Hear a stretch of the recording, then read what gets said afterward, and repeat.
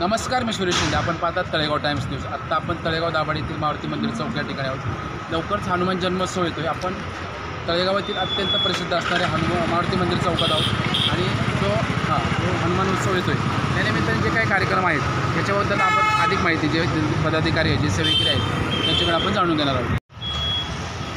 मला बोलून मोकळं करा.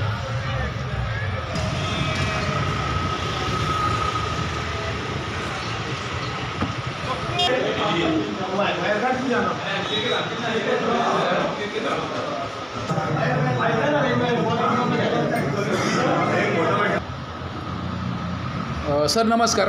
नमस्कार. लवकरच हनुमान जन्मोत्सव येतो आहे, तर या निमित्ताने आपल्या मारुती मंदिरामध्ये नक्की काय काय कार्यक्रम असणार आहे आणि प्रथमतः आपली ओळख सांगावी. नमस्कार, मी बाळकृष्ण क्षीरसागर, मारुती शनी मंदिर व्यवस्थापन समितीचा अध्यक्ष या नात्याने सर्व भाविक भक्तांना माहिती देऊ इच्छितो. 1986मध्ये या मंदिराचं पुनर्निर्माण झालेलं आहे. तेव्हापासून हे मंदिर भक्तांना पावणारा मारुती या नावाने भक्तांमध्ये प्रसिद्ध आहे. दरवर्षी हनुमान जन्मोत्सवाला आपण पहाटे 5:30 पासून कार्यक्रम चालू करतो. पहाटे 5:30 वाजता अभिषेक होईल हनुमानाचा. त्यानंतर हनुमान जन्माचा 6:24ला पाळण्याचा कार्यक्रम होईल. मधल्या वेळामध्ये नितीन महाराज काकडे यांचं कीर्तन चालू असेल. 7 नंतर मंदिर भक्तांसाठी दर्शनासाठी उघडे राहील. संध्याकाळी 6 वाजता भजनी मंडळाचा भजनाचा कार्यक्रम होईल आणि भक्तांसाठी प्रसाद भंडारा ज्याला आम्ही म्हणतो तो मंदिराच्या परिसरामध्ये होणार आहे. इतके वर्ष हा प्रसादाचा कार्यक्रम थोडा अल्प प्रमाणात होत होता, पण भक्तांची वाढती गर्दी लक्षात घेता यावेळेस आपण हा कार्यक्रम मोठ्या प्रमाणात करण्याचे ठरवले आहे आणि प्रसादाचा कार्यक्रम हा मारुती मंदिर परिसरांमध्येच होईल. सर्व भक्तांना मी विनंती करतो की त्यांनी दर्शनाचा लाभ घ्यावा आणि प्रसादाचा लाभ घ्यावा. बरं, थोडक्यात मला ह्या मारुती मंदिराचं थोडंसं इतिहास सांगू शकाल का आपण. हे मारुती मंदिर फार पुरातन आहे. पूर्वी हे पडलेलं पत्र्याचं शेड असलेलं असं होतं. आमचे नेते दिवंगत आमदार बाळासाहेब बारमुख यांनी पुढाकार घेतला. त्याला समाजाच्या बाहेरच्या लोकांनाही मदत केली आणि 1986 साली याचं पुनर्निर्माण केले गेले.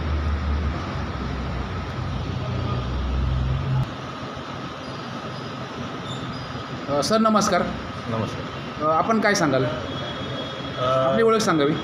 मी महेंद्र विश्वनाथ कसाबी, टेलिकार्यालय ट्रस्ट याच्या संलग्नित हनुमान शनी मंदिर यात आपल्या तळेगावच्या मध्यवर्ती ठिकाणी आहे. तिथं आता जीर्णोद्धार झाल्यानंतरून दिवसेंदिवस इथली भाविकांची गर्दी लक्षात घेता सालाबादप्रमाणे आम्ही दरवर्षी या ठिकाणी महाप्रसादाचा 1200 लोकांचा भंडारा करत होतो. परंतु ही वाढती भाविकांची गर्दी लक्षात घेता मग यावर्षी पहिल्यांदाच आपल्या या तळेगाव परिसरामध्ये मोठा महाप्रसादाचा कार्यक्रम होणार आहे. 7,000 लोकांच्या महाप्रसादाचं नियोजन या ठिकाणी करण्यात आलं आहे. सकाळी 6 वाजता मधुवंती महिला भजनी मंडळाच्या वतीने या ठिकाणी जन्मोत्सवाच्या टायमाला पाळण्याचा कार्यक्रम पाळणा वाहण्याचा कार्यक्रम आयोजित केलेला आहे. त्यानंतरून नितीन महाराज काकडे यांचं कीर्तन आहे. संध्याकाळी 6:30 वाजता स्वरसाधना भजनी मंडळ मुंडवरे यांचं या ठिकाणी भजनाचा फार सुंदर कार्यक्रम आहे. त्याचा देखील भाविकांनी लाभ घ्यायचा आहे आणि या ठिकाणी दर्शन व्यवस्था देखील करण्यात आलेली आहे. तरी सर्व भाविकांना आणि नागरिकांना पंचक्रोशीतील विनंती की आपण सर्वांनी संध्याकाळी या ठिकाणी येऊन 6:30 ते आपल्या आगमनापर्यंत महाप्रसाद ठेवलेला आहे, त्याचा सर्वांनी लाभ घ्यायचा आहे. सर नमस्कार. एक प्रश्न होता की सध्या हनुमान जन्मोत्सव तर येतो आहे, परंतु वर्षभरात आपल्या या मंदिरामध्ये नक्की कोणते कोणते कार्यक्रम होतात. प्रथमतः आपली ओळख सांगावी. नमस्कार, माझं नाव तुषार गारनाडे. मी टेलिकार्यालय ट्रस्ट त्याचप्रमाणे त्याच्याशी संलग्नित असलेल्या शनी मारुती मंदिर व्यवस्थापन समितीचा एक सदस्य म्हणून या ठिकाणी कार्यरत आहे. सालाबादप्रमाणे आपण यावेळेस श्री हनुमान जन्मोत्सव मोठ्या स्वरूपात आपण यावर्षी साजरा करतो. बरं. मुख्यतः या मंदिराचं वैशिष्ट्य झालं तर वर्षभरामध्ये विविध धार्मिक कार्यक्रम या मंदिरामध्ये घेतले जातात. त्यामध्ये श्री हनुमान जन्मोत्सव असेल, श्री शनी महाराज जयंती असेल, त्याचप्रमाणे शनी अमावस्या असेल, गणेश जयंती असेल, रामनवमी असेल, त्याचप्रमाणे श्रावणामधील शनिवारी या ठिकाणी मोठ्या प्रमाणात भाविकांची गर्दी असते. या श्रावण मासामध्ये आपण असं पवित्र अशा हिंदू धर्मांचं पारायण या ठिकाणी आपण नित्य श्रावण महिन्यात घेत असतो. आता तसं बघायला गेलं तर तळेगाव शहरात अत्यंत मध्यवर्ती ठिकाणी असलेले हे मंदिर, जसं मागाशी अध्यक्षांनी सांगितलं की 1986 साली या मंदिराचा जीर्णोद्धार आमचे नेते, दिवंगत नेते, माजी आमदार आदरणीय श्री बाळासाहेबजी बारमुख यांच्या मार्गदर्शनाखाली आणि समाज बांधव आणि इतर भक्तगणांच्या मदतीने या मंदिराचा जीर्णोद्धार करण्यात आला. त्यापासून तर आजपर्यंत इथं भाविकांची रीत वाढतच चाललेली आहे. तर तसं बघायला गेलं तर नवसाला पावणारा मारुती अशी या आमच्या हनुमंतरायाची व्याख्या या पंचक्रोशीत प्रसिद्ध आहे. सदर मंदिरात पहिल्यापासून हनुमान महाराजांची प्राणप्रतिष्ठा होती, पण कालांतराने या ठिकाणी समाज बांधवांच्या मदतीने म्हणा, भक्तांच्या मदतीने आपण इथं शनी महाराजांची देखील स्थापना केलेली आहे. त्यांची सेवासुद्धा, त्यांची पूजासुद्धा नित्यनेमाने या ठिकाणी पार पडत असते.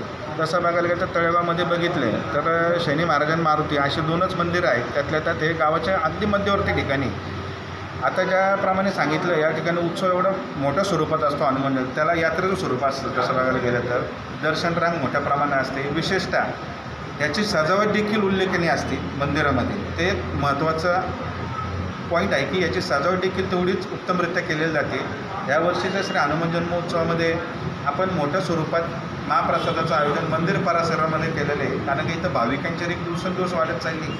अंदाजे 5 ते 7 हजार भाविकांचं नियोजन आपण केले. त्यासाठी उत्तमरित्या आपण ते महाप्रसाद बनवण्याची व्यवस्था, परत ते योग्यरीत्याने त्याचं वाटप होण्यासाठी जवळजवळ आपल्या मंदिर समितीचे सदस्य असतील, भाविक असतील, त्याचप्रमाणे मित्रपरिवार असतील, या ज्या ठिकाणी आपण प्रसाद वाटप करणारे त्या ठिकाणचे सगळे गणेशोत्सव मंडळ असतील, त्यांचा देखील हातभार आपल्याला या ठिकाणी प्रसाद वाटपासाठी लागणारे ही सगळ्यात मोठी विशेष बाब आहे. मंदिर हनुमान जन्मोत्सव दिवशी सकाळ पहाटेपासून या ठिकाणी विविध धार्मिक कार्यक्रम राबवला जातात. सकाळी 5:30 वाजता महाअभिषेक होईल.